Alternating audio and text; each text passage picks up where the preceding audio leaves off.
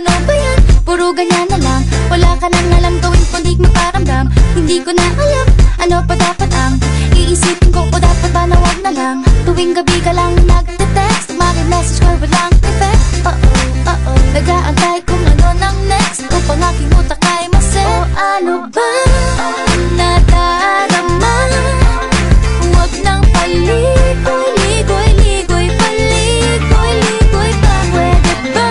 Huwag ka nang magrama. Huwag nang paligoy-ligoy-ligoy, paligoy-ligoy pa. Kwento-kwento ka tungkol sa bagay-bagay. Pag-usapan namin natin tayo medyo bagay. Ngunit mabagal ka, di mo maisipin sa bagay. Kunting tiis na lang, malapit na akong magbabay. Ano ka ba naman?